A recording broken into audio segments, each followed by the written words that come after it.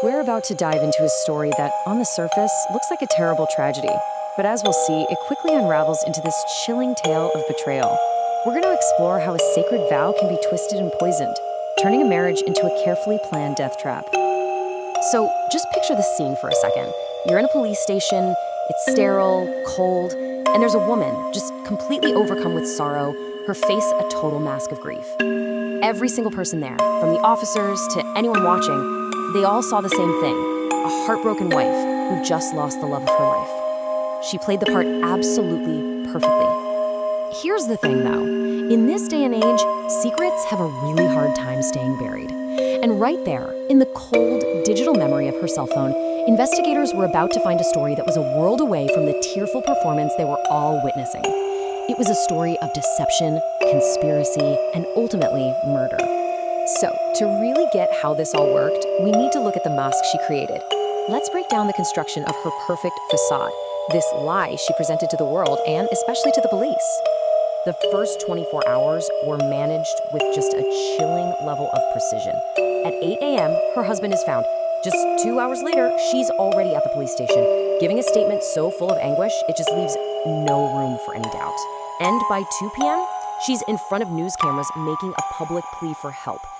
Every single step was a calculated performance, all designed to cast her as the grieving, helpless victim. But even the most carefully built lies have weak points. And this is exactly where the story starts to come apart, where we see that first crack appear in her perfect alibi. And that's the exact question investigators started asking themselves. The performance was good, maybe a little too good. It just takes one small inconsistency, a detail that doesn't quite line up, and that's it. Suspicion starts to take root.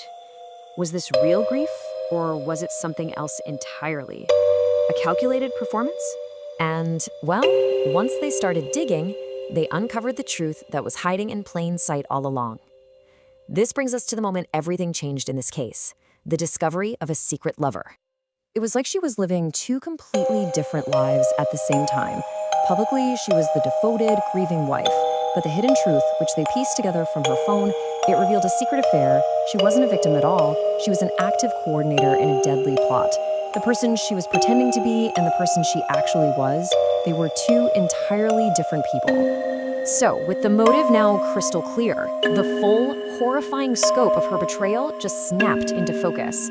This wasn't some crime of passion. No, this was an elaborate, cold-blooded blueprint for murder. Let's really break down the anatomy of this plan. It all kicked off with a really simple, selfish motive. She wanted to be with her lover, but without the mess of a divorce.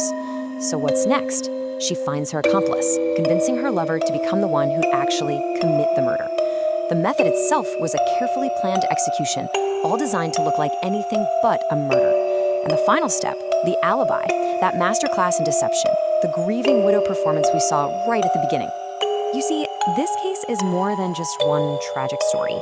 It's actually a chilling case study in a very specific kind of crime, a pattern of the ultimate domestic betrayal. And what's really scary is that this isn't some isolated thing. When you compare it to other infamous cases like the Ghaziabad murder or the Blue Drum case, this chillingly familiar pattern emerges. The core motive? It's always a love triangle. The key players, a deceptive spouse. The accomplice, a secret lover. And that initial deception, it almost always involves posing as the heartbroken victim. It's a terrifyingly effective script for murder because it preys on our most basic human empathy, on our expectation of what grief is supposed to look like. And this really gets to the heart of what makes these crimes so deeply, deeply shocking. It's not just the murder itself, right? It's the profound violation of trust. The lies told to the one person who should never, ever have to question it. And that's what makes the betrayal so absolute. And so, in the end, that's the question this whole case leaves us with. It shows us that a lie, when it's wielded with cold calculation, can go as far as taking a life, destroying a family, and fooling an entire community. It just forces you to wonder about the masks people wear and the secrets they keep, even from the people they once vowed to love forever.